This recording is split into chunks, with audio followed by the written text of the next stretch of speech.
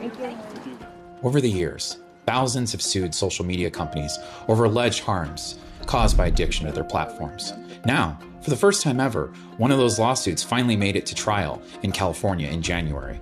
And last week's verdict is sending shockwaves through the tech industry. I'm Jacob Berg, a reporter at the Epoch Times.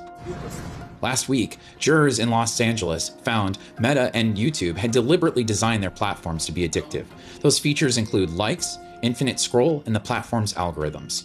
Meta and YouTube's parent company Alphabet were forced to pay a combined $6 million in damages. They knew the harm, right? They knew the damage, they assessed the risk, and they moved forward anyway.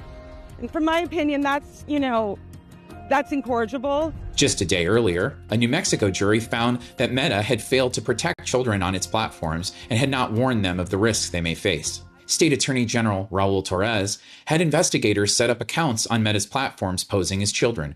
Those accounts received sexually explicit images and messages, and the State Attorney General sued Meta, accusing it of violating a state consumer protection law. After the jury found Meta liable, it was forced to pay a $375 million fine.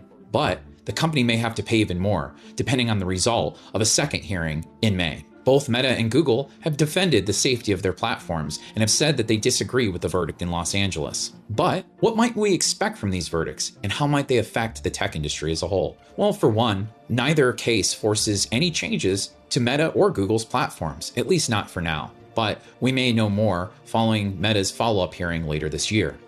I spoke with some legal experts, and they flagged a few possibilities on the horizon. We certainly expect the companies to appeal, and both have said that they would, but this litigation could go much further, potentially leading to an onrush of copycat lawsuits. Some states may choose to follow in New Mexico's footsteps and bring their own lawsuits against social media companies. But this might just be the tip of the iceberg. Both verdicts illustrate a similar strategy to one deployed against big tobacco in the 1990s. Connecticut Senator Richard Blumenthal, who worked in litigation against tobacco companies, pointed this out last week. And here's how that could play out.